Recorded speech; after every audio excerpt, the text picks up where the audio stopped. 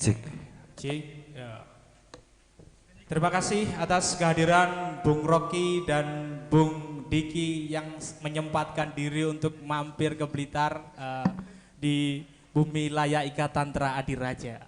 Jadi istilah Blitar itu gitu, Bu. Tempat peristirahatan para raja. Bukannya di Solo tempatnya. Gimana? Oke, gini Bung, kita berbincang-bincang terlebih dahulu sedikit. Mungkin kesan Bung Rocky di Blitar yang pertama terlintas apa Bung?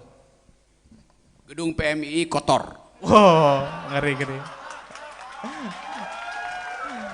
Kalau di Prasmanan dan Lesehan Kenduri tadi gimana? Disambut oleh ibu-ibu gimana? Oh itu nikmat kalau mak-mak yang Oke. ya, gedungnya kotor, semoga otaknya bersih ya. Amin. Selalu Bung, kita akan selalu menjaga kewarasan kita lewat forum diskusi Reboan itu sudah berjalan hingga saat ini di kepengurusan Ketum Toha Ma'ruf gitu. Untuk Bung Diki apa kesan pertama di Blitar Bung? Kesan pertama jenengan di Blitar apa Bung? Saya mau ke makam Bung Karno. Oh gitu, kenapa Bung? Ke makam kok deg-degan? Apa makam Bung Karno itu terlalu menakutkan atau gimana? Takutnya minta saya bantuin Pak Jokowi. Oh gitu, karena gimana Bung? Kalau dimintai bantuan Bung Karno untuk, kamu ikut aku ke Pak Jokowi gitu. Pertama saya pasti nggak mau bantuin Jokowi. Jelas. Kedua Oke. saya nggak bisa nolak Bung Karno juga. Oh gitu, ada dualisme di situ. Oke, berhubung waktu pada malam hari ini sudah cukup larut dan kemudian Bung Rocky hari ini akan melanjutkan perjalanannya untuk berkelana dan bisa membawa spiritnya untuk tetap menjaga kewarasan di daerah-daerah, salah satunya di Blitar, daerah terpencil. Kalau boleh dikutip, Blitar itu adalah kuto cilik kang kawentar kan, kota kecil kan gitu. Gitu. Bisa dari mana dulu ini, Bung Rocky atau Bung Diki dulu? Kita kasih pemantik diskusi, monggo Bung Rocky dulu atau Bung Diki? Harus saya dulu. Oh siap. Karena yang ditunggu Bang Rocky kan. Iya. Nanti kalau dia ngomong duluan saya nggak didengerin. Oh gitu, oke. Kasih aplaus yang meriah untuk Bung Diki Akbar. Oke, terima kasih ya. Assalamualaikum warahmatullahi wabarakatuh. Ya, nama saya Diki, kebetulan Ketua Asosiasi Pengusaha Cangkang Sawit Indonesia. Itu bergerak di biomasa. Tadi sekilas saya dengar persoalan di sini adalah soal limbah dari Greenfield maupun dari RMI.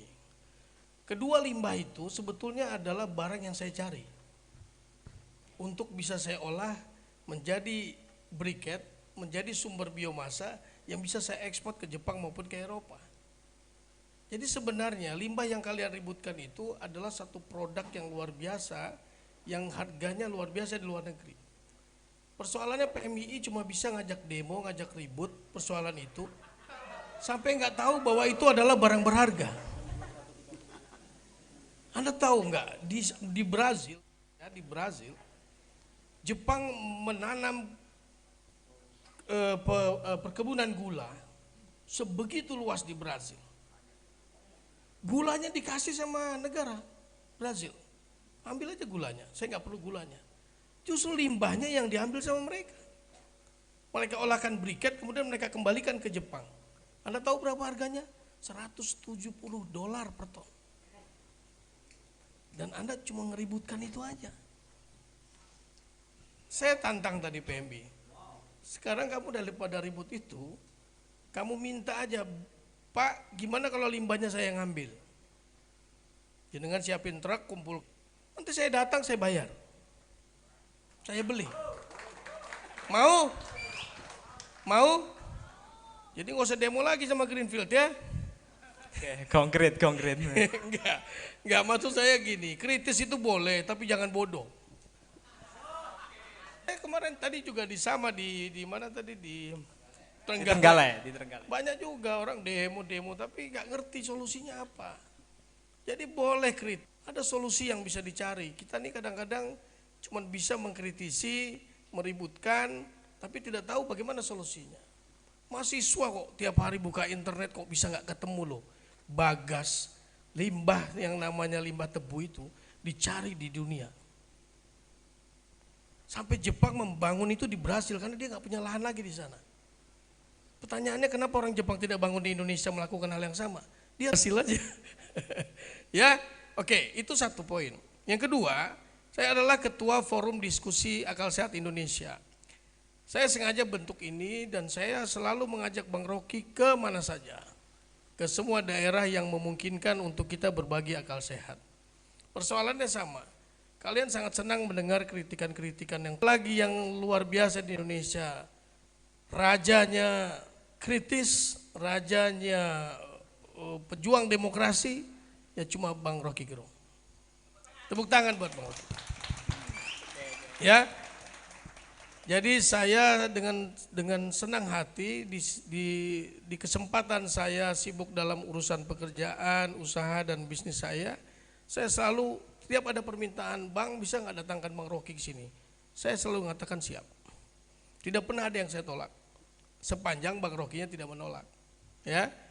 Asal waktunya ada pasti bisa.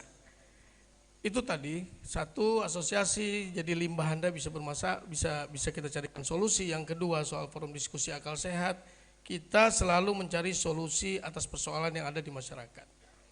Bapak Ibu semua, Anda ini seperti orang horny. Dia bilang itu Pak Jokowi itu bajingan tolol, Anda girang kayak ejakulasi, kayak baru selesai ejakulasi. Setelah itu sampai pulang udah mengendor lagi semangatnya, betul enggak? Anda demo ke mana-mana, teriak-teriak minta usulan ini. Setelah pulang, kendor lagi, follow up-nya enggak ada, betul enggak? Itulah mahasiswa, itulah PMI. Ya. Moga-moga silahkan dilucuti teman-teman PMI di sini, Bung. Silakan. Ya, saya temannya PMI sebetulnya. Cuma kadang-kadang kalau sama teman yang benar coba mencarikan satu opsi-opsi lain. Mas, Mbak, Bapak, Ibu, negara ini wes hancur nggak karuan. Sejak dipegang oleh rezim itu. Konstitusi sudah tidak ada harganya. Polisi, tentara bagian dari mereka. Sehingga kita ini, maaf ya Pak Intel, maaf. Kita ingin memperbaiki negara. Jadi kita bicara di sini bukan untuk merasuki pikiran mereka untuk anti negara. Tidak, kita hanya ingin memperbaiki negara. Ya. Kita sekarang harus punya cara untuk menyelamatkan diri sendiri dan mencari solusi buat diri sendiri. Dan saya berharap PMI itu bukan cuma sebagai corong masyarakat atas ketidakadilan, tapi Anda cari jalan untuk menyelesaikan persoalan mereka. Sudah tahu negara ini seperti tembok yang susah kita tembus. Sudah tahu Pak Bupati, Wali Kota, anggota Dewan, kupingnya sudah budek semua sekarang. Karena semua itu sudah didoktrin oleh rezim yang ada sekarang. Ya, kalau saya salah, jangan dibenerin, sudah pasti salah. Ya. Oke. Jadi maksud saya, ayo sekarang ngapain kita memaki diri sendiri, memaki sesuatu yang tidak memberikan efek apa-apa pada masyarakat. PMII nggak usah nyebut PMII kalau kalian tidak punya solusi untuk masyarakat. Wah, masyarakatnya kena gatal-gatal gara-gara limbah. Pernah nggak kamu mikirkan gimana ngobati gatal-gatal mereka? Enggak kan? Ada nggak mereka datang pengabdian masyarakat mengobati gatal-gatalnya orang-orang yang kena limbah? Ada nggak? Taruhan nama saya pasti nggak ada. Coba pernah nggak ada berpikir ke sana? Jadi sekali lagi menjadi mahasiswa, menjadi corong atas ketidakadilan masyarakat boleh, harus, tapi juga harus ada solusi-solusi untuk menyelesaikan persoalan mereka. Tanpa menunggu negara memaklumi, negara menerima tuntutan, kemudian negara membantu masyarakat tanpa menunggu itu. Karena itu nggak akan turun. Kita yang bisa lakukan itu. Itu saja dari saya. Mudah-mudahan Bang Rocky lebih menggasnya lagi. Oke, terima kasih Bung Diki Akbar. Itu sedikit pemantik dari Bung Diki. Kita lanjutkan ke pemantik berikutnya. Silakan Bung Rogi. Ada berapa anggota PMI di Blitar? Kurang lebih ada sekitar 200. 200? 200 apa? 200 kepala. 200 kepala. 200 orang itu. 200 orang. Itu tersebar di beberapa kampus. Jadi ngapain 100 kepala masih minta saya untuk ngomporin? Coba kita lihat hal yang lebih perspektif ya. Seluruh kegelisahan publik hari ini adalah soal kelanjutan dari kekuasaan. Jadi kalau kita lihat dari perspektif itu, harusnya yang kalian resahkan sama dengan yang saya resahkan, yaitu apakah kerusakan di era Jokowi akan diteruskan oleh Prabowo? Kan itu aja soalnya kan. Apa diteruskan apa enggak diteruskan? Tidak. Jadi kalau kita lihat cara berpikir Prabowo yang dalam 2 hari ini memperlihatkan gejala untuk menjauh dari Jokowi. Momentum itu mestinya dipakai untuk meloloskan proposal-proposal kalian kan. Loh. Ya kalau sepakat ya udah kita bubar. Soal lingkungan itu bukan soal Blitar, bukan soal Trenggalek, bukan soal Palu, bukan soal Gorontalo yang kemarin longsor dan yang meninggal 50 orang, masih ada yang hilang segala macam tuh. Bukan soal Papua, tapi soal cara negara memandang kehidupan bernegara. Boleh nggak korporasi semacam Greenfield, semacam Rio Tinto, apa aja itu melakukan eksploitasi sumber daya kita untuk memperoleh keuntungan? Ya boleh aja. Anda nggak bisa larang karena ada di dalam konstitusi. Di dalam Undang-Undang 45 dinyatakan bahwa ada 3 pemain ekonomi yang diakui oleh negara. 1 adalah korporasi, 2 adalah BUMN, 3 adalah koperasi. 3-tiganya ada di dalam konstitusi. Anda nggak bisa melawan perusahaan-perusahaan itu. Karena perusahaan-perusahaan itu dijamin oleh konstitusi. Mau usir nggak bisa, melanggar konstitusi. Yang jadi masalah adalah operasi dari perusahaan-perusahaan itu tidak dia peroleh izin operasinya melalui prosedur demokratis, prosedur hukum yang tertib. Kan itu aja masalahnya kan. Akibat dari ketiadaan aturan yang meloloskan mereka, terjadi krisis lingkungan. Di mana-mana begitu soalnya. Kalau perusahaan itu betul-betul memenuhi kriteria investasi, dia mestinya ajukan dulu proposal AMDAL baru lakukan investasi. Nah, contoh yang paling drastis ya IKN aja itu seluruh keburukan bangsa ini dalam soal lingkungan itu ada di IKN itu. Yang ada di Blitar ini ya soal tebu, soal sapi segala macam itu kan impact aja dari ketiadaan tuntunan etis dalam soal pengelolaan lingkungan. Dasarnya itu aja sesungguhnya. Jadi kalau kita tanya ngapain kalian musuhin korporasi, wong dia dapat dari negara kok. Ya tapi dia melanggar iya. Negaranya tidak bisa memfilter dari awal. Jadi harusnya PMI demo ke istana, tarik alumni-alumni PMI yang ada di kabinet tuh. Kenapa? Karena mereka lah yang jadi limbah dari politik. Berapa banyak dirjen dari PMI, berapa banyak yang ada di KSP dari PMI itu. Mesti kan. Jadi dasar pikiran kita pertama-tama adalah selesaikan hal yang etis. Yaitu satu prinsip PMI nanti mau kongres, betul di mana? Di Jogja apa di mana tuh ya? Di Palembang. Palembang gitu tuh. Lakukan di situ semacam petisi awal sebelum kongres dimulai, bahwa kongres ini akan memastikan bahwa si yang terpilih nanti adalah dia yang mampu untuk mengatakan bahwa kami akan tarik seluruh kader kami di kekuasaan di tingkat manapun. Itu baru menggemparkan. Di dalam momentum itu Anda masukkan kesalahan-kesalahan dari rejim ini, Blitar, Trenggalek, Padang segala macam kan. Jadi mesti ada teknik komunikasi yang canggih. Siapa yang bakal jadi calon hari-hari ini siapa? Saya dengar ada saudara Mahbub. Oke, memang nggak ada. Tidak ada. Nanti kan kalian dengar nama-nama lain. Jadi sebetulnya ini kan cara bermain politik dari mahasiswa tuh. Jadi kalau ada momentum semacam Kongres PMII, lakukan demonstrasi pertama soal lingkungan. Karena soal lingkungan itu dibahas di semua organisasi mahasiswa. Tapi itu kalau kalian tidak dapat tetesan trickle down dari soal IUP yang dibagi-bagikan ke NU. Nah, ini tuh, di situ moralnya. Oke. Yes, apalagi coba. Karena bagi orang yang tidak, jadi kalau kalian nggak ajukan itu sebagai masalah utama di Kongres nanti yang bulan Agustus kan, ya orang anggap ya PMI ngapain di Blitar itu ngoceh-ngoceh padahal di pusat tuh elitnya tuh transaksi kok. Itu dasarnya. Jadi cari momentum yang bisa menggemparkan. Kalau cuma yang kecil-kecil ya lakukan aja di Blitar. Tetapi ini mesti jadi momentum nasional, pertoban PMII dan minta supaya kader-kader dia itu lakukan tindakan drastis. Itu teknik politik namanya itu. Coba berani nggak lakukan petisi itu? Bujuk semua calon PMII, kalau mau kampanye, isu pertama di dalam ruang kongres nanti adalah isu lingkungan tuh. Sebutkan secara termasuk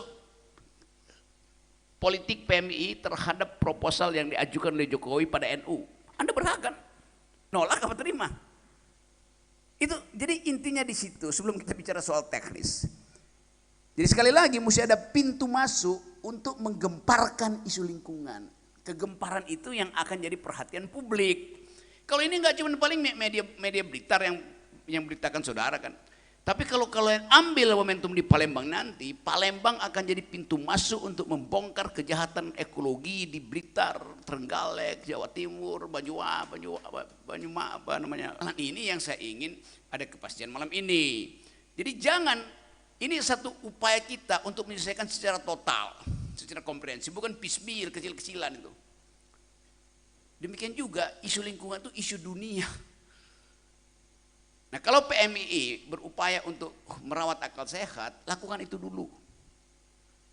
Atau ya udah diam aja, terus ya berbisnis saja. Pak Diki bahkan tawarkan hal yang konkret itu. Kawal tum. Buat apa? Ya paling enggak kalau berbisnis modal untuk maju ketua umum PMI nanti kan. Udah ada modal awal. Lanjut ke Jawa Timur. Jadi sekali lagi, teori tentang lingkungan itu, tentang krisis lingkungan itu teori yang sekarang lagi dianut seluruh dunia. Tetapi masalahnya adalah pemerintah Indonesia tunduk bahkan pada proposal-proposal carbon trading yang ecek-ecek.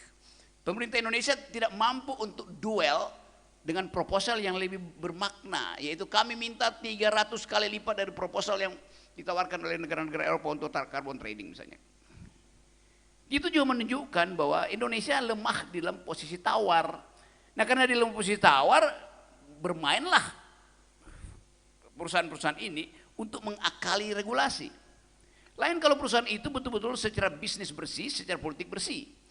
Yang sering saya terangkan bahwa seolah-olah pemerintah Indonesia akan bilang, lihatlah dunia, kami bersih secara lingkungan karena ada hilirisasi. Oh ya benar. Tetapi masalahnya bukan di hilir, masalahnya di hulu. Yaitu cara perusahaan-perusahaan ini mendapatkan lisensi dengan menipu, dengan menyogok. Yang salah siapa? Negara tidak mengawasi soal-soal itu. Dari awal misalnya soal IKN, AMDAL-nya nggak ada. Artinya dari awal proposal korupsi lingkungan itu diinjus oleh undang-undang IKN yang tanpa AMDAL. Itu udah ngaco sama sekali. Itu belum lagi kita bongkar. Di dalamnya berbagai macam unsur berupaya untuk ambil keuntungan dari proyek mercusuarnya Jokowi. Jadi sekali lagi kita Pak Diki nanti ya, kita udah ajukan satu hal yang bisa kita diskusikan. Lalu saya tambahkan bahwa kita melihat itu dari perspektif kecanggihan politik PMII. Oke, terima kasih Bung. Itu dulu ya. Siap. Ya, itu pemantik diskusi pada malam hari ini. Mari kita lanjutkan dengan diskusi. Silahkan untuk rekan-rekan atau sahabat-sahabat yang ingin mengajukan pertanyaan, silahkan angkat tangan setinggi-tingginya. Oke, 1, Bapak yang pakai kopiah. Ada lagi? 2, silahkan. 3 yang cewek. Oke, dari bapaknya dulu. Mohon panitia mic-nya disiapkan.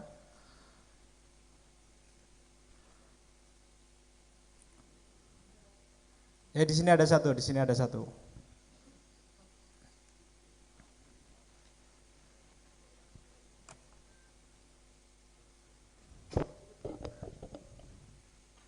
Oke, perkenalan dulu Bapak, dari mana? Perkenalkan diri.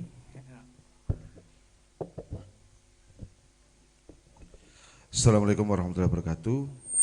Salam sejahtera, rahayu, rahayu, rahayu. Selamat malam Bang Rocky Gerung, Bang Diki Anwar. Perkenalkan, saya boleh mengatakan saya agak congkak hari ini. Saya adalah raja kecil di Jawa. Nah, maksudnya apa? Saya kepala desa Bang Rocky. Loh iya. Jadi filosofi Jawa itu adalah sebuah pemimpin yang diakui dan diangkat oleh masyarakat. Sederhana sekali. Pak RT juga, Pak RW juga, tetapi lebih mentereng kepala desa. Tetapi di desa itu Bang Rocky, tempat kekuasaan tanpa istana dan mahkota. Tidak ada apa-apanya. Tadi kita membahas kaitan dengan ikatan Tantra Adiraja, sebenarnya raja yang seperti apa? Raja yang bisa membawa kemakmuran, kesejahteraan, atau yang seperti apa? Kalau brandingnya itu hanya sebagai raja, tidak ada artinya itu. Nah, begini Bang Rocky, apa yang kita bahas tadi, pemantik awal, yaitu kaitan dengan lingkungan A, B, C, D, F, G, dengan corporation, dengan koperasi, dengan apa, BUMN, itu rumah besarnya ada di desa. Tempat usaha A ada di desa secara kewilayahan, tempat usaha B kewilayahan ada di desa. PMI hidup di desa juga. Tapi apa yang bisa kami dapat dari desa? Apa yang bisa diberikan oleh mereka semua itu pada desa? Karena apa? Ya tadi, desa itu adalah tempat kekuasaan tanpa ada sebuah istana dan mekanismenya kita ikut dari atas. Saya berpesan kepada Bang Rocky, kalau kerja kita tolong nitip. Bukan masalah Pak Kades itu mudah, bukan. Pak Kades ingin berkuasa, tidak. Yang ingin nambah kekuasaan itu mungkin 1, 2, 3 dan seterusnya mungkin Pak Rocky, sampai berapa puluh ribu mungkin ya. Tak terhingga gitu Bang. Tak terhingga, iya. Tetapi Oke, bagi, lanjut, Pak, pertanyaan. iya. Tetapi ketika kepala desa itu tafsirnya adalah sebuah pengabdian, maka clue raja kecil tadi nyampe. Tetapi ketika kepala desa definisi adalah sebuah pekerjaan, mungkin yang diributkan Bang Rocky kemarin perpanjangan kepala desa seperti itu, dari sudut pandang yang tertentu kan. Tetapi kalau kita melihat di desa, luar biasa, lingkungan kerusakan luar biasa, kesejahteraan masyarakat luar biasa. Apakah bantuan itu mengena? Iya dan tidak. Jadi pada malam hari ini, Mahapatih Rocky Gerung, saya mohon jenengan saya tarik jadi kepala desa. Apa ide akal sehat bagi kami untuk memakmurkan warga kami? Terima kasih. Oke, terima kasih Pak Kades. Untuk berikutnya yang belakang, silahkan berdiri. Perkenalkan diri terlebih dahulu. Oke. Untuk panitia, mic-nya silahkan.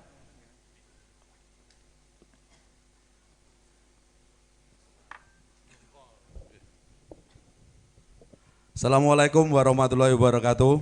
Waalaikumsalam warahmatullahi wabarakatuh. Salam akal mumet.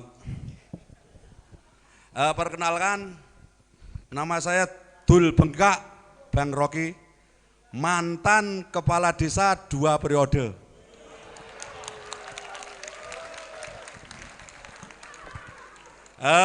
Yang ingin saya sampaikan. Masalahnya kenapa sampean kalah di periode ketiga? Iya betul. Karena apa? Karena logo Jawa Timur tidak saya pakai, Pak. Jerbasuki Mawabio. Dan keuangan yang maha kuasa, itu yang jelas. Apa yang disampaikan pemantik yang pertama, itu saya sangat setuju.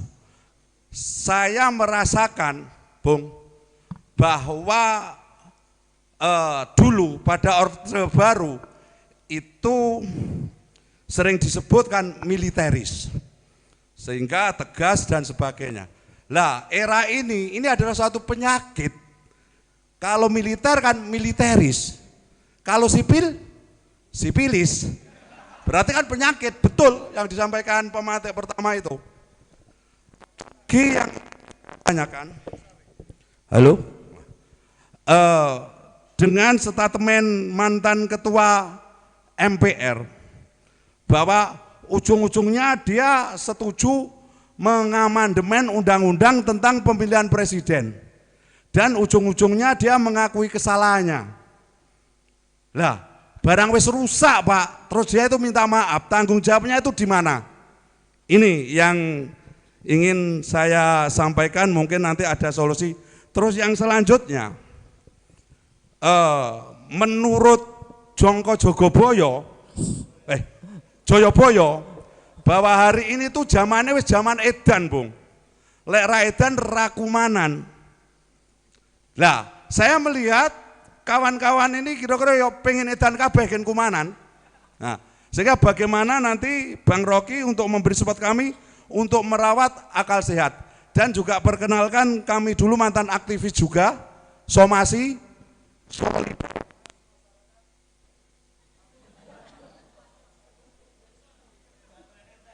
Coba ganti mic-nya, jangan pakai mic Mbak Puan.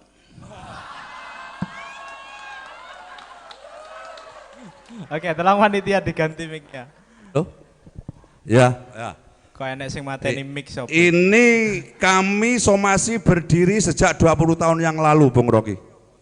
Solidaritas masyarakat anti korupsi yang kemarin menghebohkan dunia perkorupsian itu masa lalu, Bung Rocky. Tapi sekarang itu saya melihat adik-adik kita untuk kritis masalah itu kok agaknya kurang.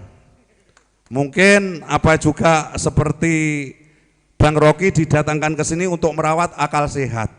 Mungkin untuk merawat akal-akal kami yang mungkin sudah tidak mulai sehat.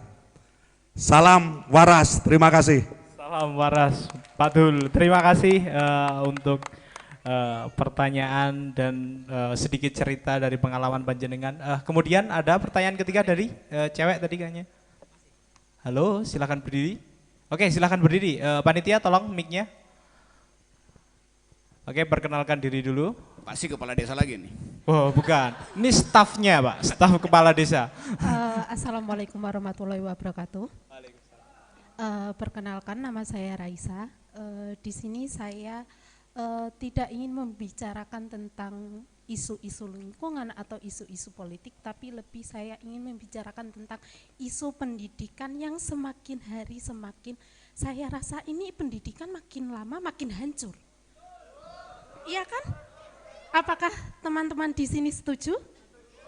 Nah, dan perkenalkan, saya sebagai seorang guru sejarah, saya juga merasakan bagaimana Guru apa? Guru sejarah. Sejarah, oke.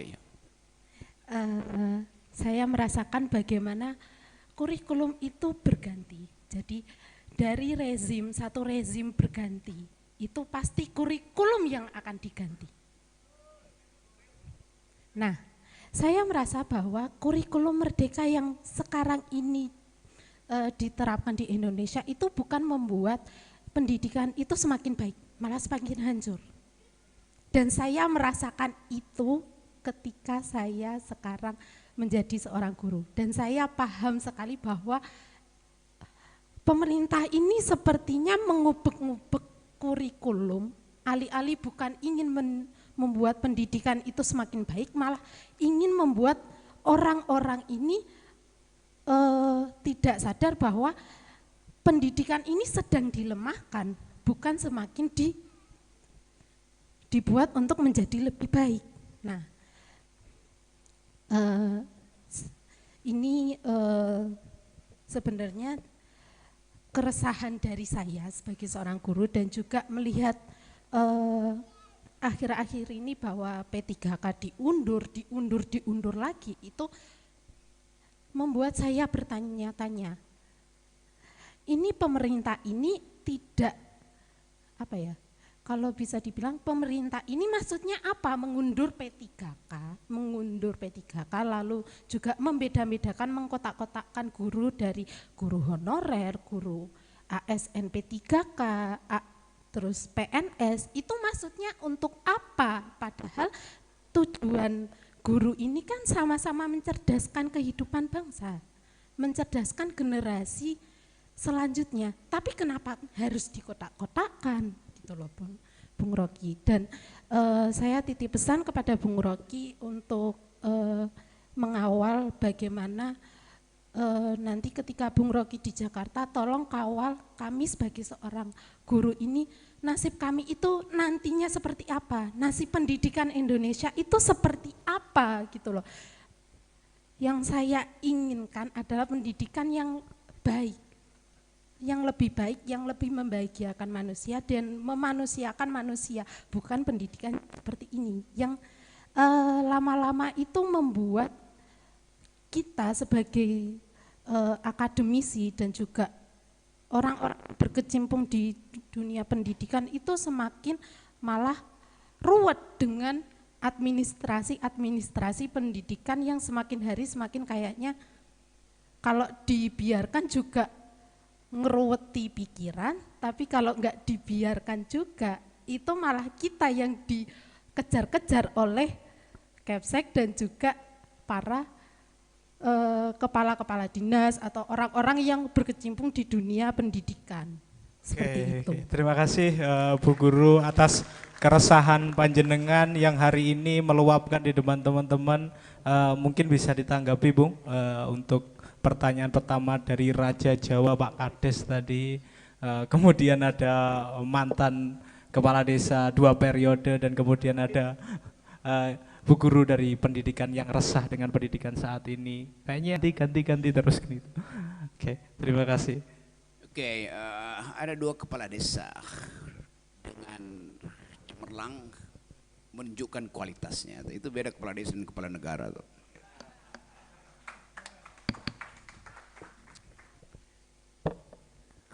Yang Anda terangkan tadi adalah semacam pengetahuan tentang keadaan mikro dengan akibat makro. Atau sebaliknya, keadaan mikro itu disebabkan oleh kondisi makro itu. Saya lebih cenderung melihat bahwa Anda mengerti apa yang terjadi di lokasi desa itu. Semua tahu bahwa desa itu dihidupkan atau dihidupi oleh bantuan dari Jakarta tuh, dana desa segala macam.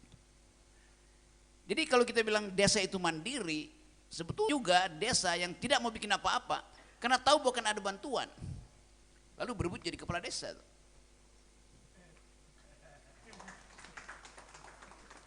Kita mau buka itu sebagai problem. Dan yang disebut desa itu sekedar status administrasi, bukan lagi kehidupan komunitas. Karena undang desa dari Aceh sampai Merauke sama. Jenis jembatannya sama. Batanya sama itu. Jadi homogenisasi itu terjadi sehingga terjadi juga homogenisasi cara berpikir kepala-kepala desa. Yang bisa dimobilisasi pergi ke Senayan.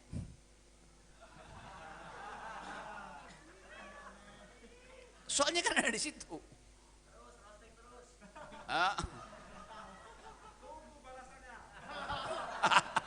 Tolong kipas. Tapi tetap ada kejujuran untuk mengatakan kritik pada pemerintah. Jadi kepala desa yang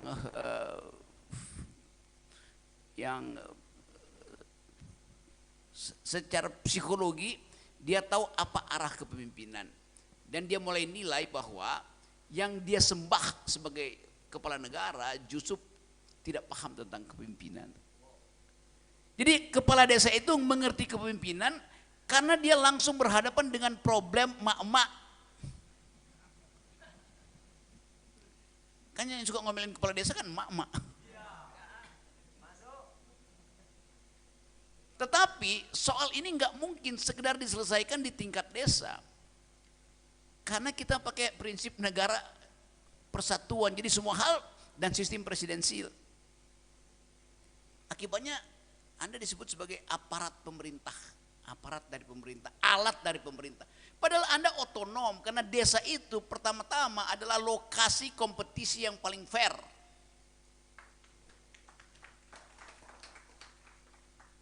tatap mata di situ, tatap muka, kita tahu kelakuan kepala desa.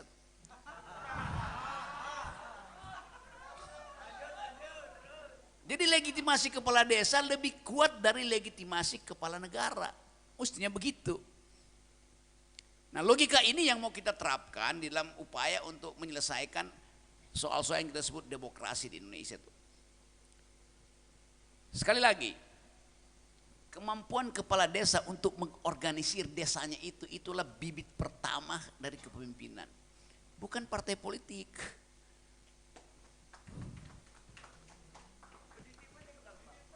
Kenapa? Apa? Oke, itu tanggapan saya dulu soal seorang perempuan yang ibu yang adalah guru sejarah itu. Coba kita lihat misalnya isi dari kurikulum sejarah. Pertanyaannya selalu siapa nama pahlawan? Kapan dia mati? Kenapa dia terbunuh? Sejarah yang baik bukan untuk mengingat nama-nama pahlawan, tapi untuk mengenang nama-nama pengkhianat. Catat teman-teman, catat. Oke, mari kita kenang nama-nama pengkhianat gitu, Bung. Buat apa kenang pahlawan? Si pahlawan bilang, ngapain saya dikenang?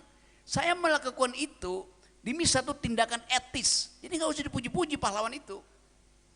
Dia menjadi pahlawan karena dia melakukan sesuatu melampaui tugas dia. Beyond the call of duty. Itu baru disebut pahlawan. Ya udah, dia memilih untuk menjadi pahlawan, karena itu dia tidak perlu dieluk-elukan, biasa aja tuh. Tetapi para pengkhianat itu yang mesti diingat. Nggak perlu ada taman makam pahlawan, yang perlu ada taman makam pengkhianat. Supaya setiap kali kita belajar dari pengkhianatan, kan konsepnya begitu. Jadi ibu guru coba tulis kurikulum, nanti kirim ke Menteri Nadiem itu bahwa mesti ada pelajaran baru, yaitu sejarah pengkhianatan, sejarah para pengkhianat. Begitu cara berpikir radikalnya.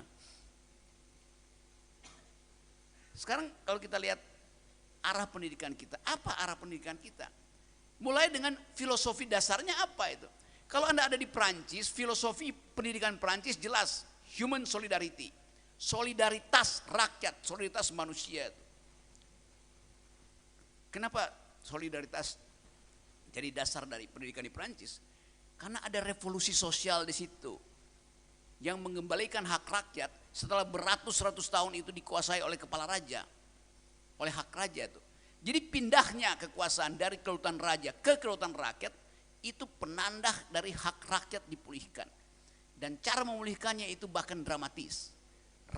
Kepala Raja Louis XVI itu dipenggal di alun-alun kota Paris untuk menunjukkan bahwa klaim dari sang raja bahwa kepalanya tidak mungkin dicopot, mahkotanya tidak bisa dicopot karena dipasangkan oleh Tuhan. Lalu rakyat Prancis bilang, coba kita coba, apa benar mahkotamu itu dipasangkan oleh Tuhan? Ditaruh di situ, putus lehernya. Jadi bukan mahkotanya aja jatuh dari kepalanya, lehernya putus dari badannya. Lalu kita kenal filosofi dari rakyat Prancis. Egalite, fraternite, liberté. Egalite, kesetaraan, fraternity, persaudaraan, liberté, kebebasan. Semua anak Prancis itu paham tentang 3 dalil ini. Itu dasarnya, kurikulumnya. Amerika sebaliknya, Amerika tidak pernah mengalami revolusi sosial seperti di Prancis. Tapi revolusi kemerdekaan, itu kebebasan, membebaskan. Karena itu paradigma, filsafat pendidikan di Amerika adalah liberalisme. Bukan sosialisme seperti ada di Prancis kan. Siapapun boleh jadi apapun di Amerika. Ada yang disebut American Dream.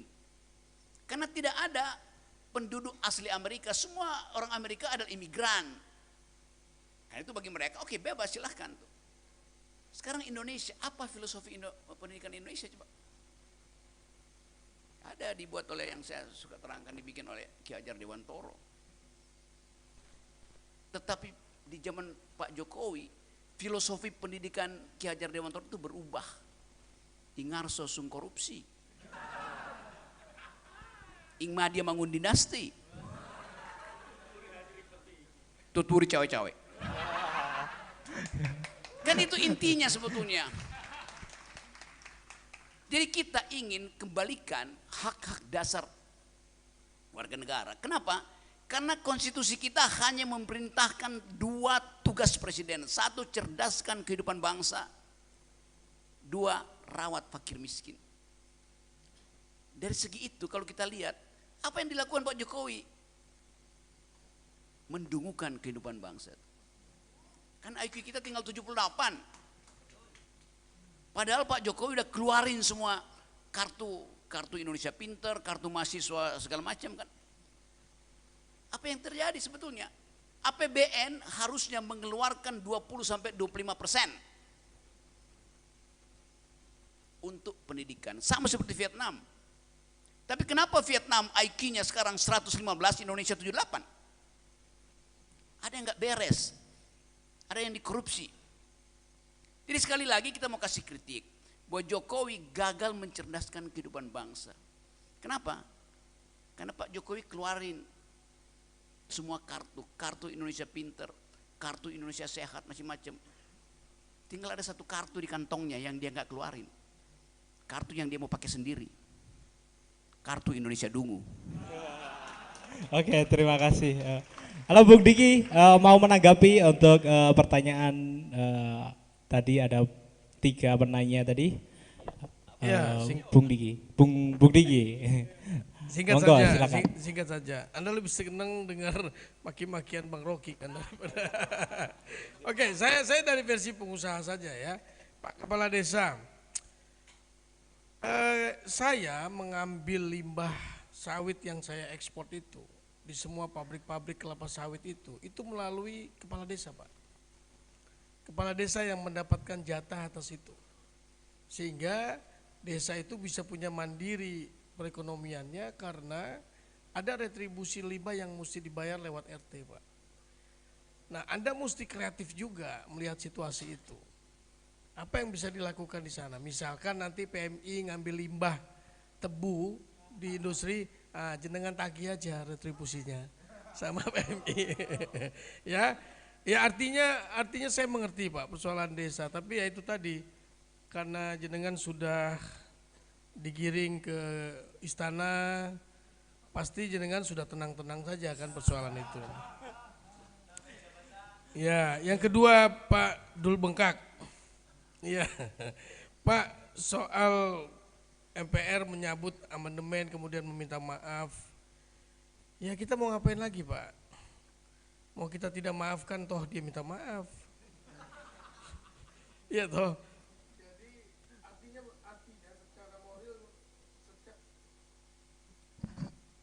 Mana ada puan? Di mana-mana ada puan. Ya artinya bahwa sebenarnya para petinggi mulai sadar bahwa ada yang salah yang sudah mereka lakukan ketika mereka mengidolakan presidennya. Mereka sudah mengaku itu, beberapa juga sudah mulai menjauhi karena kesalahan itu. Dan kita belajar dari pengalaman itu bahwa berikutnya Anda juga sama, pemilu kemarin juga milihnya milih siapa? Milihnya karena dikasih sesuatu, apa memilihnya karena beneran hati nurani Anda memilih gitu ya. Di Indonesia ini 70% pemilih itu adalah orang yang pendidikannya hanya sampai kelas 7, SMP saja tidak lulus. Jadi mau bicara tentang konsep visi misi apa saja itu wes gak pikiran. Pokoknya sing duit saiki ya wes itu tak pilih. Iya kan? Akhirnya kembali Anda telah memilih bukan orangnya, tapi Anda telah memilih oligarki yang berkuasa di tempat kita. Saya sudah lelah mengikuti itu, saya caleg gagal juga. Saya caleg dari PKS yang gagal di Kalimantan Tengah. Saya juga tim pemenangannya Anies Baswedan. Saya bukan persoalan kita kalah atau menang, tapi apakah pertandingan itu bertanding dengan jujur apa tidak. Ya, kita akui, kita tahu semua itu, dan capek kalau kita mengulang-ulang membicarakan itu. Maka yang saya pikir adalah wes orang mikir negara, orang mikir kebijakan, bagaimana caranya kita memandirikan diri kita secara ekonomi sehingga kita kuat, sehingga kita bisa pinter karena ekonomi kita cukup. Lalu kemudian besok-besok ada yang datang lagi bawa uang, sorry, kita nggak terima lagi uangmu. Betul ya? Jadi kembali kita harus kepada kemandirian, kita harus mampu untuk diri sendiri dulu. Nah PMII peranannya itu, Anda harus berpikir cerdas bagaimana membantu masyarakat supaya kemandirian ekonomi dia ada. Itu yang penting sebetulnya dari mahasiswa. Ya nanti banyak-banyak ketemu saya lah. Siap Bung, Ya. aman. Mbak Reza, pendidikan itu persoalan yang paling menjengkelkan. Kurikulum yang berubah-berubah dan lain-lain. Kalau saya agak ekstrim punya pikiran ini. Saya tahu kampus saya, teman-teman sekolah, guru juga. Persoalannya adalah mengulang-ulang soal administrasinya yang terlalu banyak. Sampai boro-boro mikirkan menambah kompetensi untuk bisa mencerdaskan diri sendiri, kemudian menambahkan wawasan pada anak murid. Setiap hari kita dibebani oleh administrasi yang kalau tidak kita lakukan, kita bermasalah nantinya. Itu kasihan guru-guru sekarang. Kalau saya agak ekstrim dengan beberapa teman, sudah tinggalin aja. Bawa keluar aja itu murid-murid, kamu ajarin sendiri aja biar pinter, nggak usah ikut kurikulum, nggak usah nunggu ijazah. Ngapain? Biarin aja, nggak usah ada ijazah. Murid-murid itu kamu bawa ke rumah, kamu ajarin sendiri sampai pinter, nggak usah pakai administrasi, nggak diterima ya nggak apa-apa, nggak dapat ijazah ya nggak apa-apa. Yang penting anaknya pinter. Berani nggak kita gitu? Zaman sekarang mana sih ada penerimaan kerjaan yang membutuhkan ijazah SD, SMP, SMA, kecuali pegawai negeri. Nggak ada. Saya nerima karyawan nggak mikir SD, SMP, SMA. Kamu bisa komputer, bisa bahasa Inggris, ayo. Nggak perlu. Nggak perlu lagi soal ijazahmu SD-mu mana, IPK-mu berapa. Nggak perlu lagi sebetulnya zaman sekarang. Ijazahmu asli apa palsu? Wong yang ijazah palsu bisa jadi presiden, bagaimana kamu masih mikir nyarikan ijazah buat anak-anak sekolah? Ngapain? Ya jadi sorry ya, saya sudah, anak-anak saya tidak pernah ada yang saya tegaskan untuk menjadi kamu harus selesai. Anak-anak saya itu selalu saya bilang, kamu kalau ujian jangan cari jawaban yang benar. Kamu tidak hebat kalau kamu bisa menjawab benar. Yang paling benar adalah bagaimana kamu bisa mencari jawabannya. Saya ulangi ya, Bu Guru ya. Anak saya, kalau dia bisa tahu kenapa tanggal berapa hari kelahiran bangsa Indonesia. Dia tahu jawabannya A, 17 Agustus, dia jawab benar. Saya nggak bangga, saya bilang nggak hebat kamu. Tapi tahu nggak kamu bagaimana mencari jawaban, kenapa 17 Agustus itu hari kemerdekaannya. Itu baru hebat. Itu belajar namanya.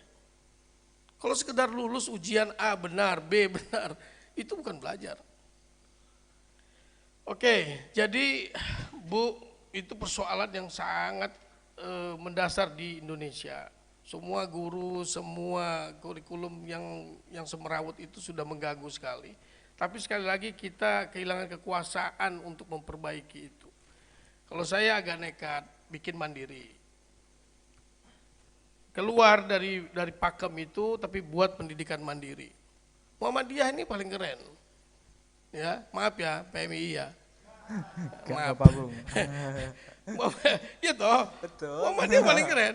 Anda bayangkan ya, butuh sekian triliun, 200 triliun kalau tidak salah, pendidikan Kemendikbud untuk membina sekian ratus perguruan tinggi. Muhammadiyah nggak perlu menteri, dia punya ratusan perguruan tinggi. Dan pendidikannya bagus-bagus semua. Besok-besok kalau saya jadi anggota dewan, saya hapuskan Kemendikbud, cukup Muhammadiyah aja yang ngurusin perguruan tinggi di Indonesia. Karena nggak usah dikasih anggaran aja, dia bisa ngurus diri sendiri. Iya kan? Ya wes pindah Muhammadiyah semua. Nanti dilaknat sama senior-senior. Sekarang ADART di Ikatan Keluarga Mahasiswa Muhammadiyah itu bisa menerima warga PMII. Jadi boleh kamu pindah. Oke ya, sorry. Oke, enggak apa-apa Bu. Cukup ya, tadi yang ketiga kalau nggak salah memang Reza ya. soal pendidikan. Ya Mbak Reza, ayo sama-sama kita perbaiki soal itu. Soal pendidikan itu adalah di luar dari pakem kebiasaan kurikulum tadi, Anda giring mereka untuk mencerdaskan mereka dengan cara kita sendiri. Oke, Kasihan terima anak kasih sekarang. Bung Ya. Diki. Lanjut, nanti kita diskusi bareng, mana nih mahasiswanya kok belum tampil ini. Oke, bentar, silahkan untuk para mahasiswa. Oke, 1, 2, mana? Mahasiswa Bu, mahasiswa Bu. Oh mama, oke. Oke, satunya mama ini ya di depan ini. Oke, 1, 2 yang cewek tadi sama mak-mak ini, nggih Bu. Monggo silahkan, mic-nya mana ini? Kita lanjutkan diskusi pada malam hari ini mumpung bersama Bung Rocky dan Bung Diki. Mic.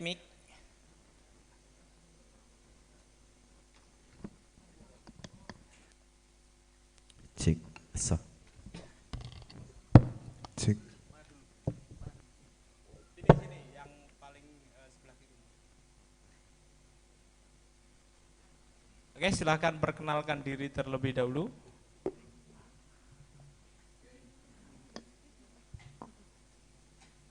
Baik, selamat malam semuanya. Perkenalkan, nama saya Alvin, saya dari PMII Blitar, bukan siapa-siapa, bukan kepala desa, hanya mahasiswa miskin ya dari Blitar Selatan.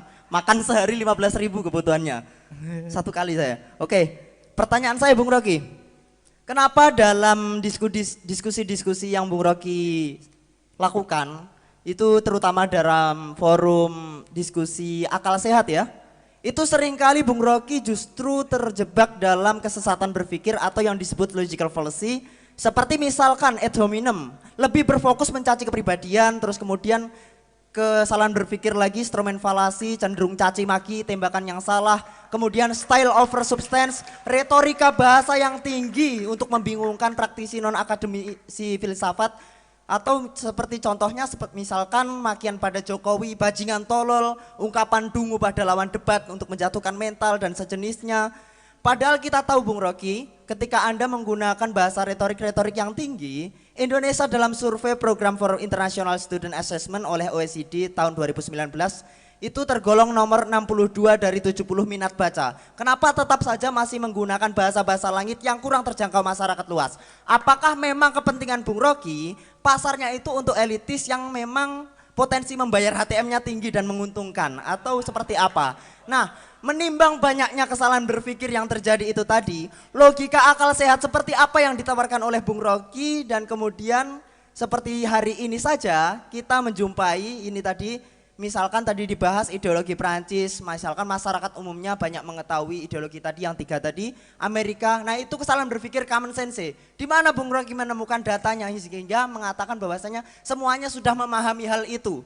Terus kemudian kesalahan berpikir yang hari ini saya dengarkan lagi seperti tadi era Jokowi, Tuturi dan seterusnya itu masuknya stromen falasi. Seperti apa Bung Rocky? Terima kasih. Oke, terima kasih satu bentuk kritikan untuk Bung Rocky.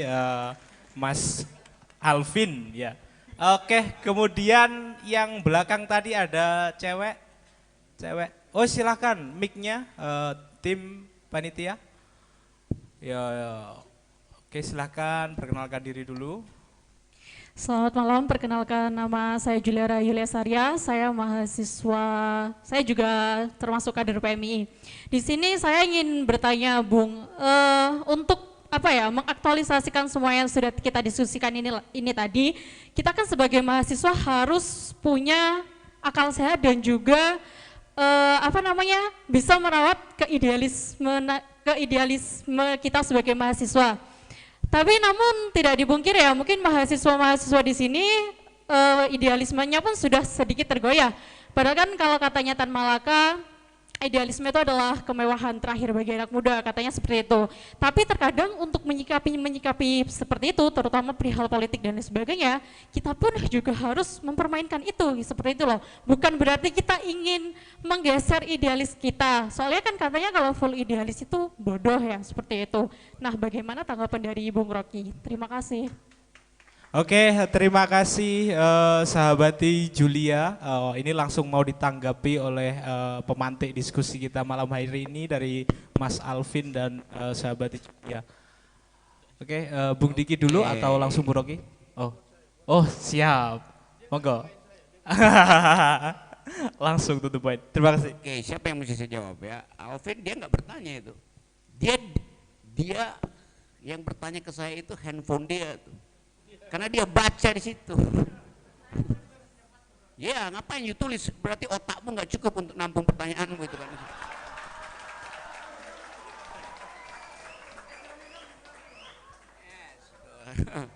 Tapi nanti belakangan ya. Beda dengan Yulia tuh. Oke. Jadi saudara Alvin bahkan bertele-tele dia masih baca HP-nya. Sama dengan seseorang di Istana Negara yang harus membaca dan salah pula bacanya. Yulia dia ucapkan dengan cara saksama dan dalam tempo singkat-singkatnya poinnya. Itu beda otak laki-laki sama otak perempuan.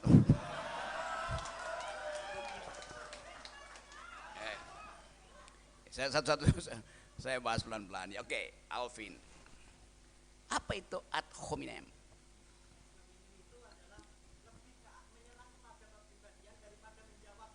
Oke, sampai di situ. Iya, saya tahu itu. Oke. Apakah Presiden Jokowi seseorang atau sesuatu?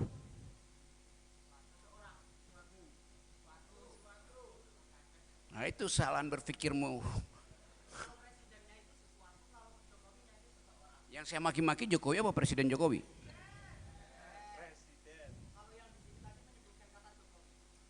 Ya Jokowi statusnya apa? Ya, yang saya maki-maki status dia apa dianya? Nah ini mulai ini namanya dalam logika kesalahan bifurkasi itu. Barusan sudah lakukan itu. You bikin bercabang supaya seolah-olah ada yang benar. Kalau ini nggak benar, yang ini yang benar tuh. Nah itu kekacauan pikiranmu tuh. Oke, jadi saya usah bahas ya. Oke. Sekarang Yulia apa tadi? Poinnya tadi. Soal idealisme itu. Waktu dia mengutip tadi Tan Malaka itu. Alvin tahu siapa Tan Malaka? Okay. Tan Malaka menulis Madilog tanpa referensi. Dia nggak baca handphone Tan Malaka. Dia nggak pakai buku. Kenapa? Waktu Tan Malaka nyebrang dari Jepang ke Indonesia, dia mampir di Hong Kong, di Uber oleh Intel Amerika.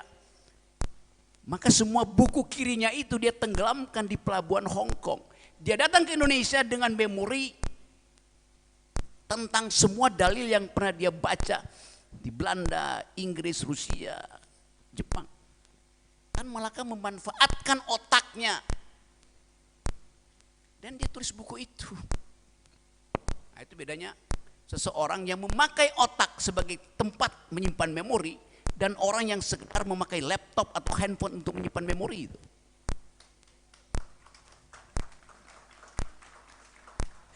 Bayangkan Pak Jokowi hanya untuk 3 lembar pikiran itu mesti dituliskan dan salah pula membacanya. Oke. Nah saya mau terangkan itu bahwa kita dapat inspirasi dari founding parents kita itu. Bahwa kecerdasan itu terlihat dari retorika dia. Di dalam retorika ada logika itu. Itu intinya. Walaupun kalau saya kasih kritik pada Tan Malaka, logika, dialektika, dan Madilog, materialisme, dialektika, dan logika. Madilog. Sebetulnya itu bertentangan. Logika dan dialektika itu bertentangan. Logika artinya menghilangkan kontradiksi. Dialektika artinya menghasilkan kontradiksi. Jadi dari judulnya aja saya bilang, yes, sorry ya, Saudara Tan Malaka, Anda memanfaatkan 2 istilah yang saling membatalkan. Tidak mungkin Anda berlogika sambil Anda berdialektika, nggak bisa. Di dalam logika kita cari prinsip koherensi. Di dalam dialektika kita pakai prinsip kontradiksi. Itu Itu bedanya tuh. Alvin bisa nangkap, jangan ngerokok aja. Setelah nangkap baru merokok boleh itu. Jadi sekali lagi idealisme itu tumbuh kalau di kepala kita ada dua aktivitas yang berlangsung di dalam ruang masing-masing, ruang dialektika untuk memeriksa kontradiksi, ruang logika untuk merawat koherensi. Sekarang kita tanya, mana menteri, mana kabinet, isi kabinet yang menghasilkan logika dan yang menghasilkan kontradiksi? Kita terangkan perlahan-lahan. Hari ini Pak Jokowi ada di Dubai. Di dalam upaya untuk meminta pemerintah Dubai membiayai IKN. Lalu Kompas tulis headline hari ini, Jokowi ada di Dubai dan mulai terlihat hilal kecil tentang potensi investasi di IKN. Hilal kecil itu. Coba kita lihat cara Kompas meledek hilal. Yes. Yang mesti kita tanya, hilal versi Muhammadiyah apa versi NU? Kan dialektikanya begitu. Jangan dengan versi NU. Kalau hilalnya Muhammadiyah pasti itu ada kalkulasinya tak tak tak.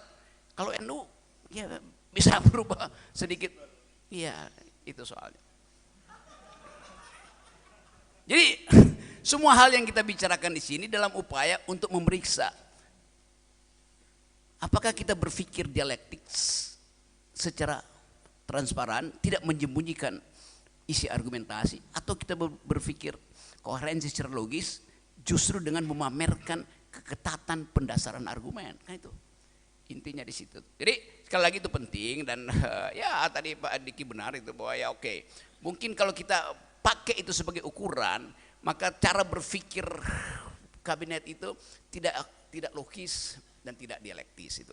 Akibatnya ya berantakan kebijakannya kan. Kebijakan pendidikan tinggi ya betul sebanyak Kementerian Pendidikan Tinggi itu dihapus saja, dikasih ke Muhammadiyah. Oke. Tapi NU akan bilang oke, kalau begitu Kementerian SDM dihapus saja, dikasih ke NU.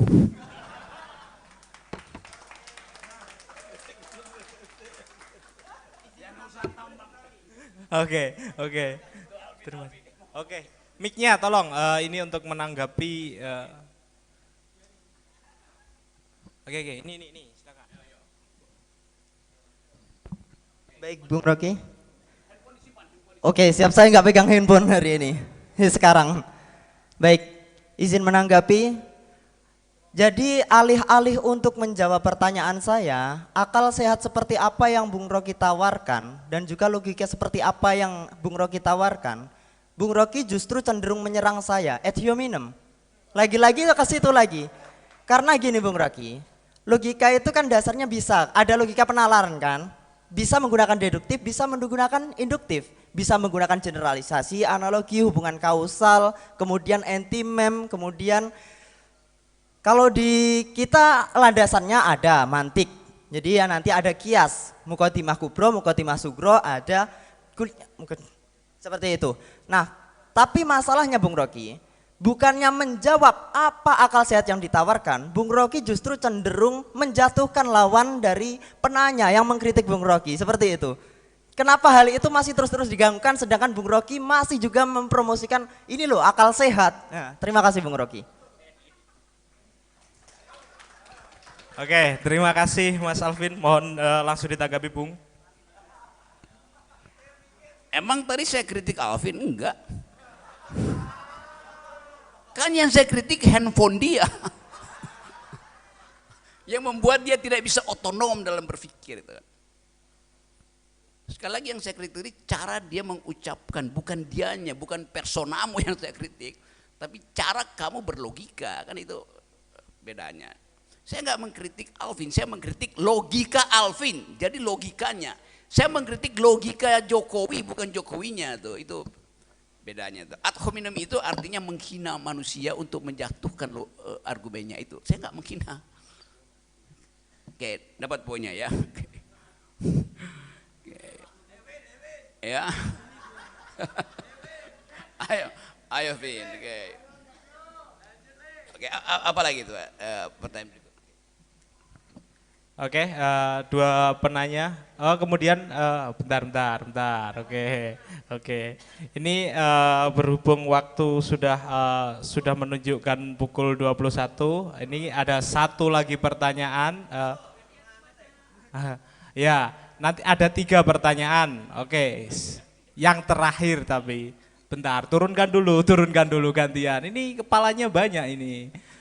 Dan tangannya ada 2. Kalau gini siapa yang angkat tangan gitu? Oke. Silakan angkat tangan tinggi-tingginya. Oke.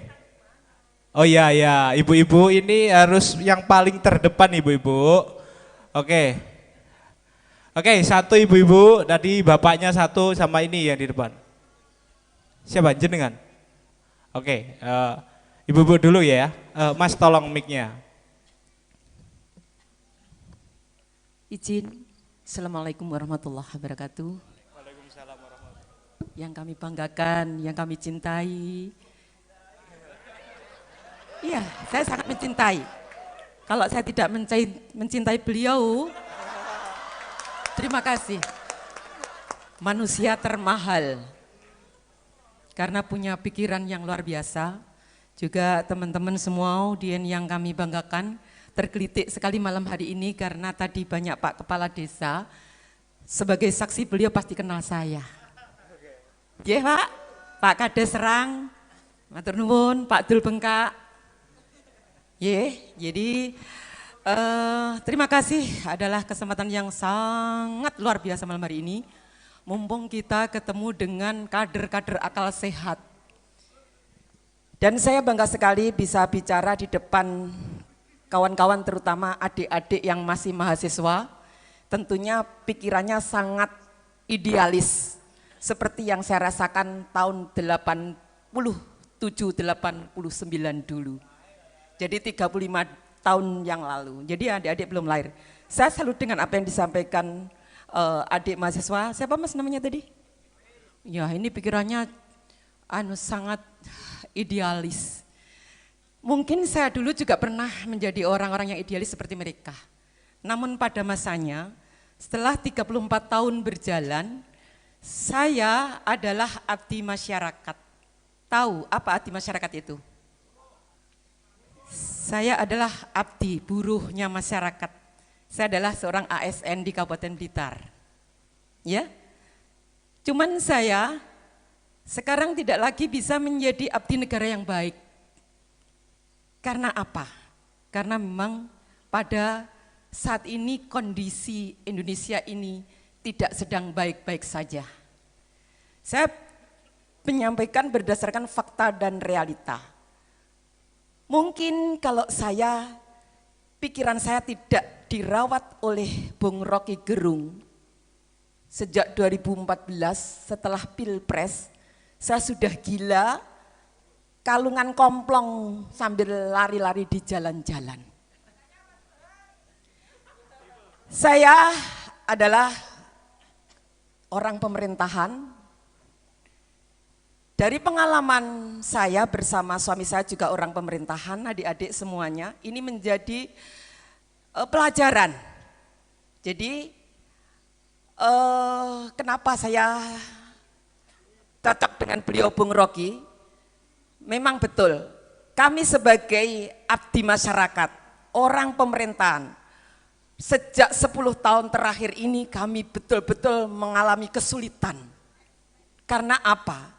Berdasarkan disiplin ilmu yang kami dapatkan, karena kami dididik dari Akademi Pemerintahan Dalam Negeri bersama suami juga di Akademi Pemerintahan Dalam Negeri. Namun setelah kami dipimpin oleh pimpinan yang pure dari pimpinan pejabat politik transaksional, sudah bukan rahasia lagi.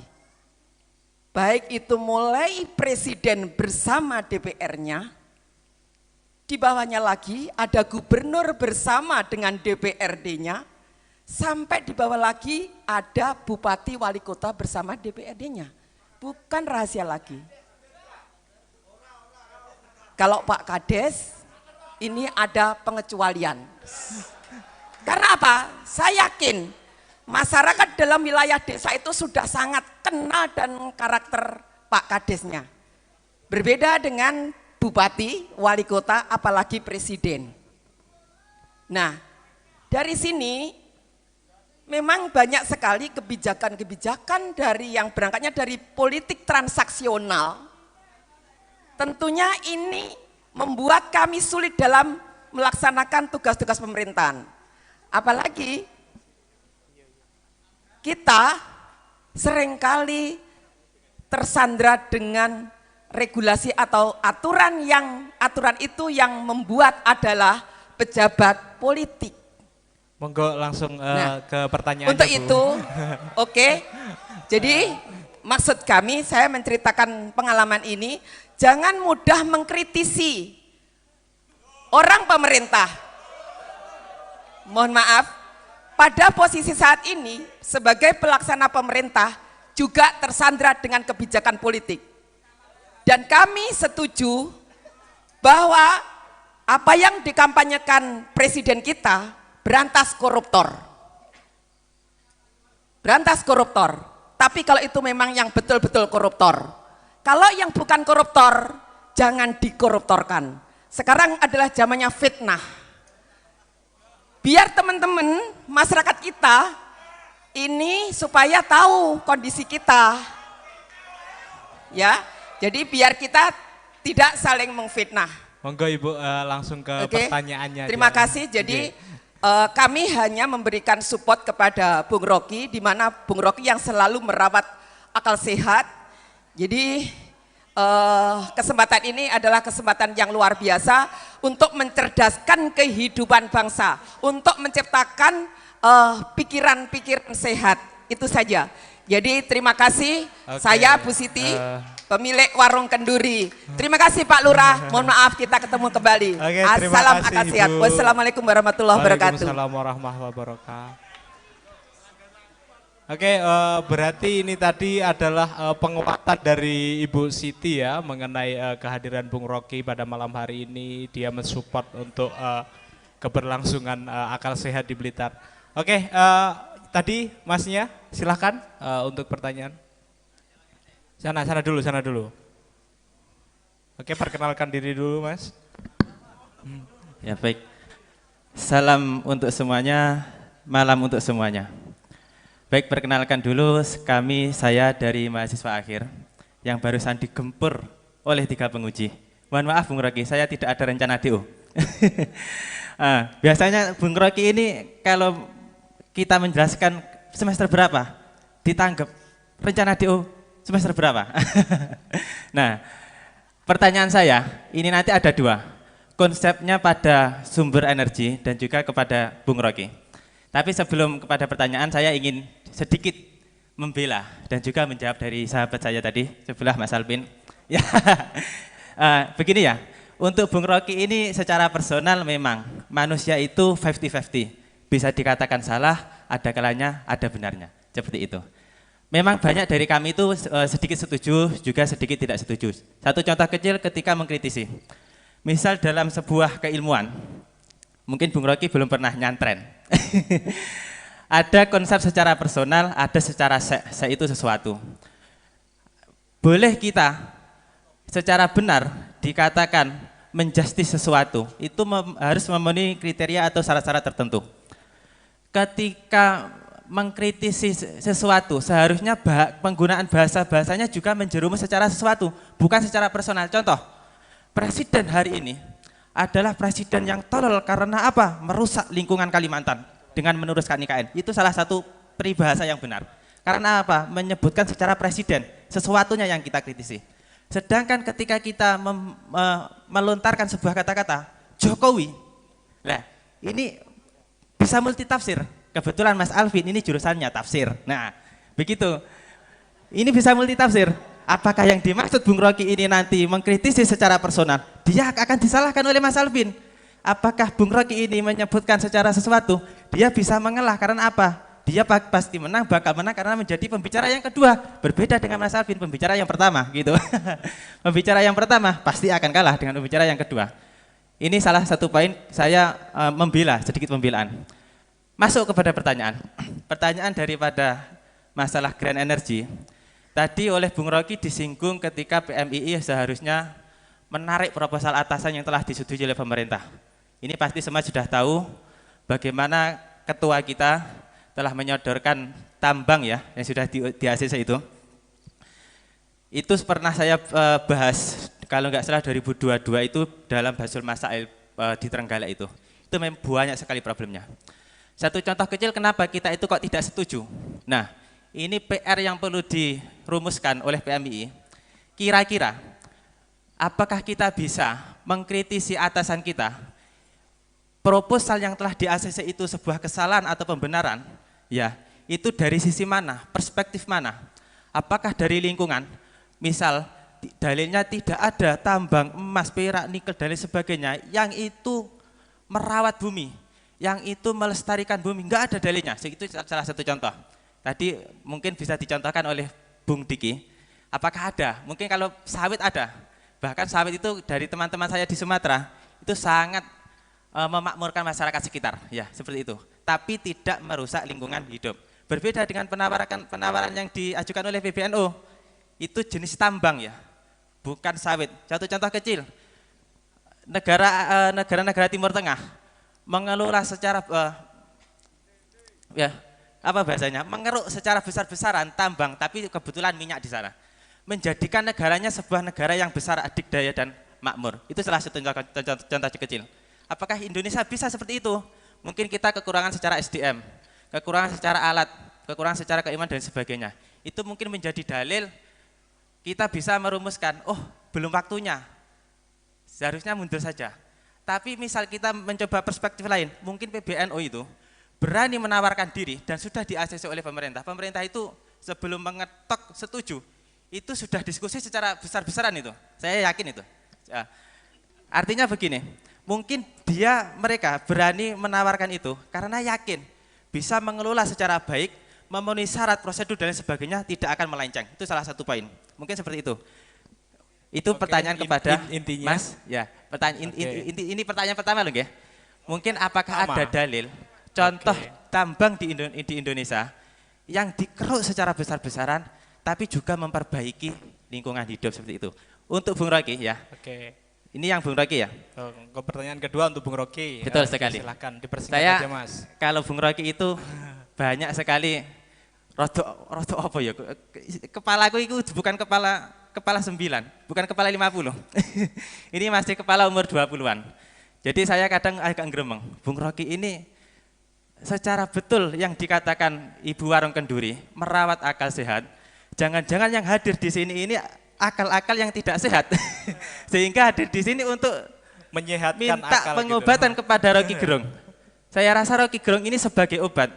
Kalau dosisnya Rocky Gerung ini terlalu besar, menjadikan mumet. Contoh kepala desa yang di belakang tadi, menjadikan seperti itu. Tapi dosisnya pas, mungkin kita bisa menjadikan sadar, menjadikan akal kita waras dan sebagainya. Jadi pinter-pinter mencerna otaknya Rocky Gerung ini harus pintar-pintar itu. Pertanyaannya, menjerumus kepada pertanyaan Mas Alvin tadi, kira-kira selain yang telah disebutkan, apakah ada perspektif lain? Bung Rocky ini mengobrak-abrik akal, memutar-mutar kata, ini agar tidak membingungkan. Sebagaimana contoh Bung Diki tadi, penjelasan di awal, jeblas, paham, singkat, padat, dan memahamkan, seperti itu. Wassalamualaikum. Oke, terima kasih. Ini pertanyaan untuk yang terakhir ya. Mohon maaf yang lain yang belum bisa punya kesempatan karena ini waktunya sangat mepet. Bung Rocky akan lanjut ke kegiatan berikutnya. Dan nanti selanjutnya Bung Diki ini ada tanggapan dari jenengan sekaligus nanti closing statement mengenai menjaga atau merawat akal sehat di bumi layak Ikatan Adiraja. Kemudian disusul sama Bung Rocky Gerung gitu. Ya. Anda bela Alvin, saya bela Rocky.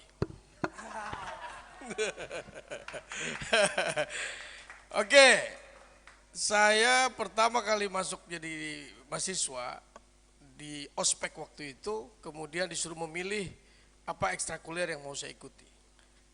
Saya di Fakultas Farmasi, jadi saya farmasis, kemudian saya ikut ekstrakurikuler forum diskusi mahasiswa. Dan mentor saya pertama kali adalah Rocky Gerung. Ya, jadi otak saya ini udah dikotorin dari mulai mahasiswa sama Rocky Gerung. Ya, oke, begini Mas Alvin, saya senang Anda berani menyampaikan itu. Anda jangan lupa pengertian, pertanyaannya Anda kan sebetulnya begini, apa sih akal sehat yang Anda berikan, kan begitu ya? Betul. Akal sehat itu apa sih? IQ Anda yang hebat, otak Anda yang sehat, atau apa pengertian akal sehat? Akal sehat itu adalah cara berpikir yang disertai dengan moral yang tinggi, Mas. Itu akal sehat. Caranya terserah dia. Yang kita tahu beliau punya moral yang tinggi untuk berani bicara tentang kebenaran dan keadilan. Itu akal sehatnya. Kemudian polanya, ya tergantung musuhnya siapa. Ngadepin ngabalin ya mesti ngene caranya. Ngadapin siapa beda-beda caranya. Jadi beliau menyampaikan dengan berbagai macam teori yang tergantung siapa lawan bicaranya. Poin yang kita tahu dari beliau adalah cara beliau berpikir itu diiringi dengan etika yang luar biasa. Moral yang luar biasa. Banyak aktivis, kritikus dan lain-lain.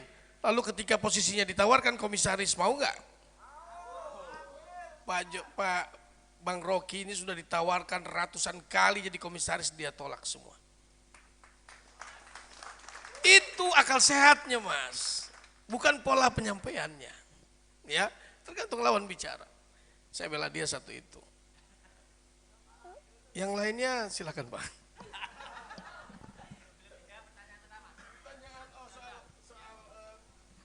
Saya setuju dengan kamu. Saya bicara itu tadi di Trenggalek. Orang-orang protes soal tambang emas. Saya tanya, kenapa kamu tolak tambang emas? Trenggalek itu PDRB-nya terkecil di Jawa Timur nomor 2. Per kapitanya hanya 30.000. Sementara di Kediri sudah 200.000. Di Malang sudah 170.000. Trenggalek itu masih 30.000. Potensimu apa lagi? Kamu punya tambang emas, kenapa kamu tidak tambang saja? Wah, ini merusak lingkungan. Kamu sudah tahu nggak berapa besar nilai ekonomi kerusakan lingkungan yang ditimbulkan dengan nilai ekonomi emas yang dihasilkan? Sekarang ini zaman teknologi. Apa sih yang nggak bisa ngambil sesuatu dari dalam tanpa merusak lingkungan? Bisa nggak? Mungkin bisa, mungkin enggak, saya nggak tahu. Yang jadi persoalan adalah kita tidak percaya. Kita tidak percaya, seperti Bang Rocky bilang, dari hulunya ketika menerbitkan kebijakan izin, kita nggak percaya apakah izin itu diberikan untuk bisa meningkatkan kesejahteraan rakyat atau untuk kepentingan sendiri, atau untuk kepentingan oligarki. Kita nggak percaya. Kita nggak percaya dengan keputusan, dengan izin yang dikeluarkan, dasarnya apa? Apakah benar untuk kepentingan masyarakat? Apakah benar investor yang mau di sana, mau menggali itu, tujuannya juga ingin mensejahterakan masyarakat? Kita tidak percaya, itu persoalannya. Maka kita tolak. Jadi penolakan itu bukan karena nilai ekonomis itu tidak ada. Atau nilai ekologi lebih dipertahankan daripada nilai ekonomis hasil tambang. Tapi lebih kepada kita tidak percaya mereka mengelola tambang di lingkungan kita, karena pasti merusak lingkungan lebih besar daripada nilai ekonomis buat masyarakat. Itu persoalannya. Jadi kita tolak. Coba kalau misalnya dari zaman dulu dikelola dengan benar, presiden menunjukkan, pemerintah menunjukkan kewibawaannya yang benar, pasti soal-soal gini gampang masyarakat menerimanya. Betul Mas ya? Lalu pertanyaannya, apakah ada tambang yang bagus? Ada lah. Pasti ada, siapa bilang? Mohon maaf ya, Anda pikir Eropa, Amerika itu dulu bukan orang yang mereka menggunakan tambang sebesar-besarnya.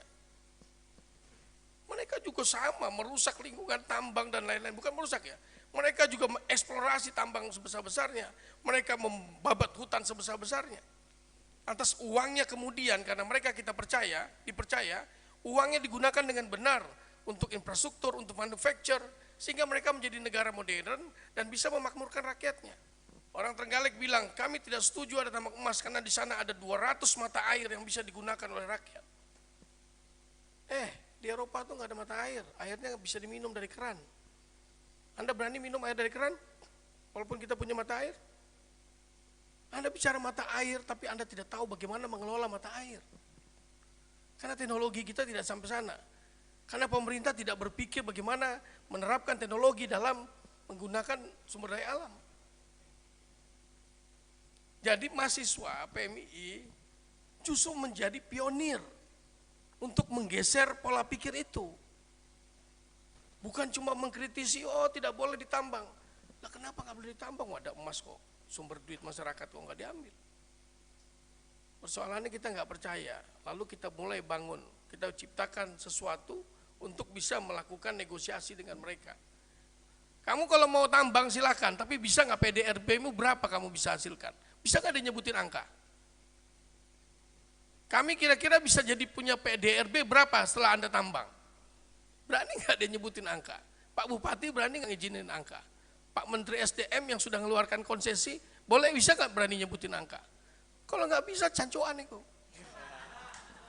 Kalau nggak bisa jancok itu tinggalin aja, tolak aja. Iya mas, artinya tambang bersih, tambang benar itu masih bisa dilakukan. Karena teknologi kita sudah ada, teknologi sudah ada. Persoalannya yang nambang, investor harus menggunakan kos yang besar. Dia pengen makmur sebanyak-banyaknya tanpa memikirkan efek lingkungannya.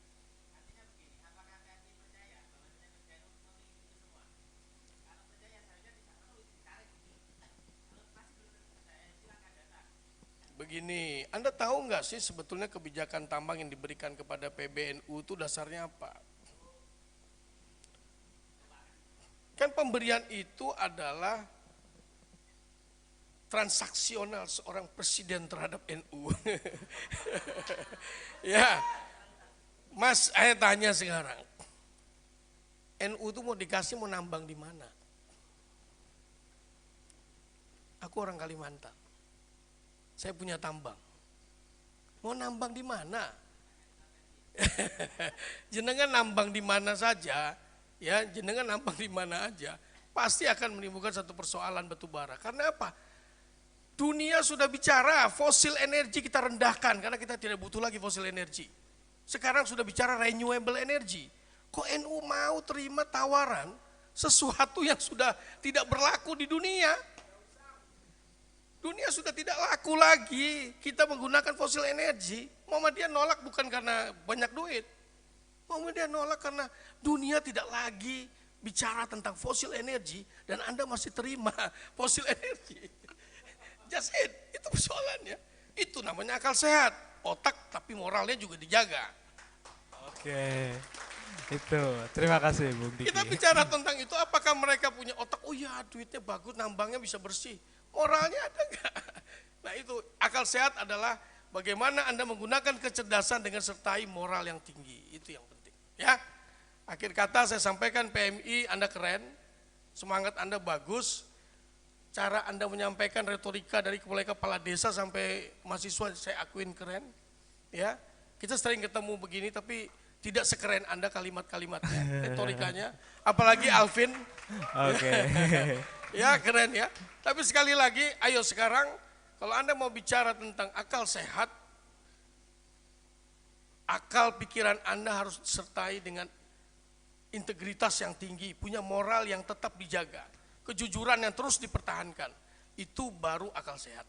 Ya, terima kasih. Oke, terima kasih Bung Diki, closing statement untuk apresiasi teman-teman di Blitar, kemudian dari Bung Rocky, saya persilakan.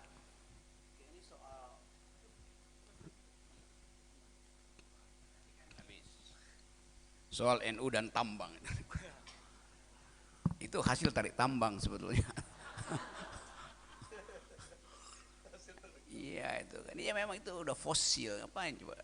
Cuman fosil yang pro fosil itu. Gampangnya begitu. Tapi apakah NU sanggup mengelola itu? Bahlil sendiri bilang NU nggak sanggup. Nah kenapa dia kasih coba? Kan Bahlil yang bilang.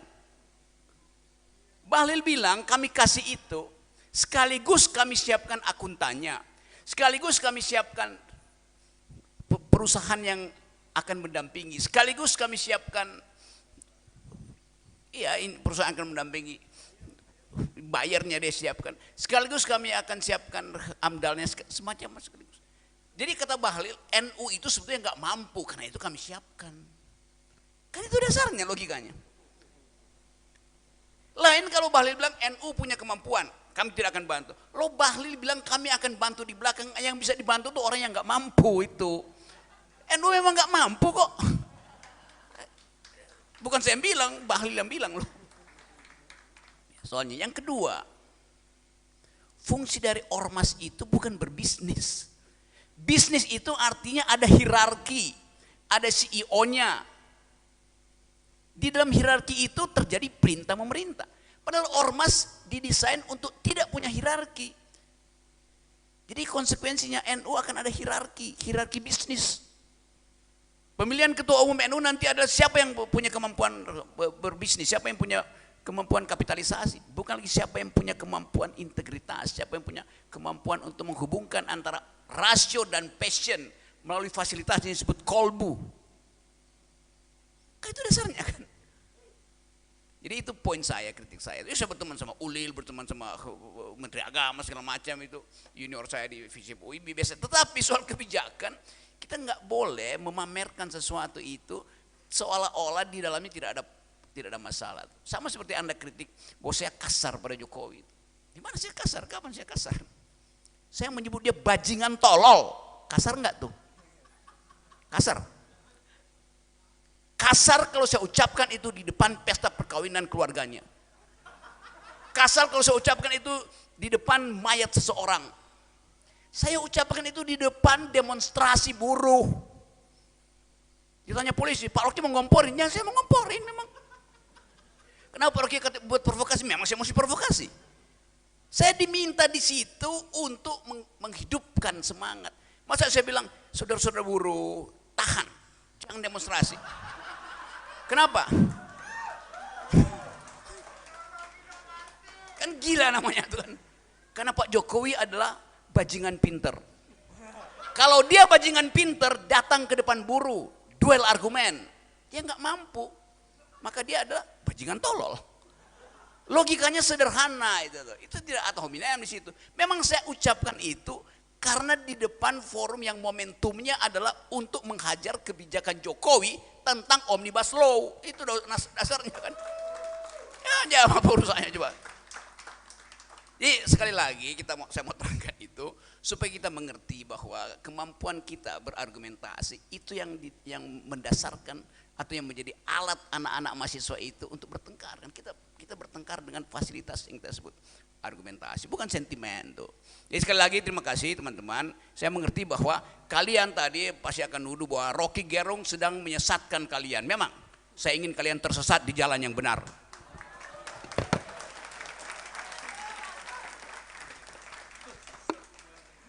Oke, closing statement yang sangat menarik dari Bung Rocky Gerung, bagaimana kita akan tersesat di jalan yang benar. Semoga pertemuan kita hari ini tidak berakhir sampai di sini dan akan dipertemukan di kemudian hari, dan adanya grup mungkin bisa membawa ide-ide kita untuk saling beradu argumen, terus membawa kemajuan di Blitar untuk merawat akal sehat di bumi layak Ikatan Adri Raja. Terima kasih untuk kehadirannya sahabat-sahabat di sekalian, para warga Blitar. Sekian dari saya, akhirul kalam, wallahul muwaffiq ila aqwamit thoriq. Wassalamualaikum warahmatullahi wabarakatuh. Salam akal sehat. Salam pergerakan.